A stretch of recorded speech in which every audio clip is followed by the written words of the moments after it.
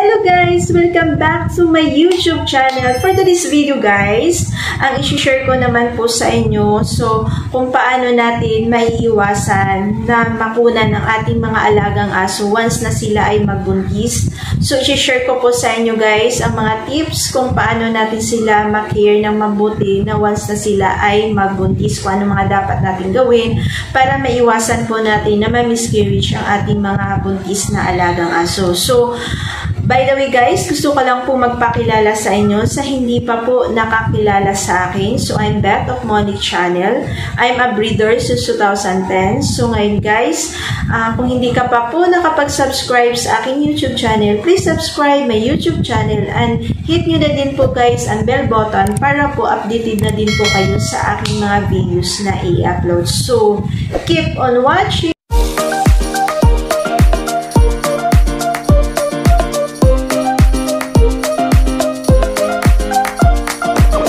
Maiwasan natin na makuna ng ating mga alagang aso once na sila ay magbuntis guys, iwasan po natin silang ma-stress. So kung yung aso mo guys is malikot, ilagay nyo po sila, or maligali guys once na maraming tao, ganyan, ilagay nyo po sila sa isang place guys na maganda po yung ventilation, yung siya lang po na hindi po siya maglikot.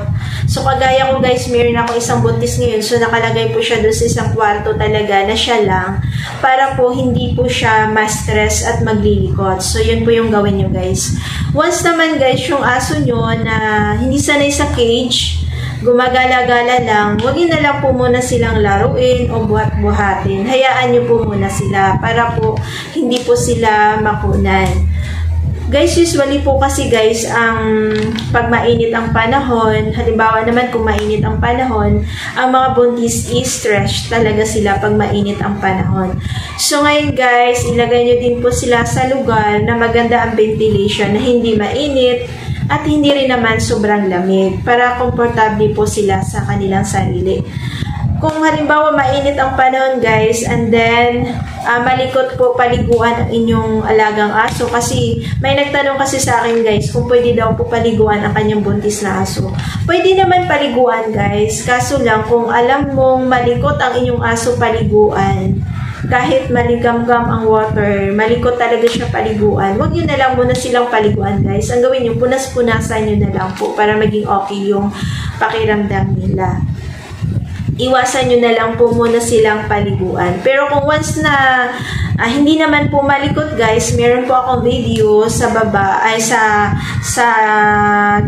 channel ko na to, i-check nyo na lang po, gayahin nyo na lang po kung paano sila paliguan guys, para safe po at hindi po sila makunan. So yun guys, kailangan din po guys, para maging healthy ang puppies nila, painumin nyo po sila ng vitamins. So ang pinapainom ko kasi guys sa aking mga alagang aso once na sila ay magbuntis, pag simula po ng 30 days, simula na na-start siya guys, binibilang ko, pagdating po ng 30 days, pinapainom ko na po sila ng Puppy OB. So ito guys, pinapainom ko na po sila ng Puppy OB. So once a day po na ganito na 3 ml na pinapainom ko sa kanila once a day. So ang routine ko kasi ganito guys, tuwing gabi ko sila pinapainom ng Puppy OB, 3 ml po once a day. And then guys, pagdating naman po ng 45 days, pinapainom ko na din po sila ng calcium lactate. Ito guys, ito kasi yung pinapainom ko na calcium lactate guys. Ito, binili ko to sa Mercury Drugstore. Simula po na nag-breed kami guys, 2010, ito na po yung pinapainom ko, calcium lactate, sa aking mga alagang aso na buntis. Pwede din naman guys yung calcium na pang aso, meron naman din pong nabibili. So mag-search na lang po kayo guys. Kawu, pwede rin guys, ayan, pwede nyo ipainom once a day po. Once naman guys, tablet, kasi yung kawu kasi guys is tablet, ayaw inumin ng inyong alagang aso, ihalo nyo na lang po sa dog food nila once na kayo ay magbabad para lumambot. And then, para din po, pag kumain sila ng kanilang dog food, kakainin din po nila. Kasi meron kasi mahirap painumin ng tablet.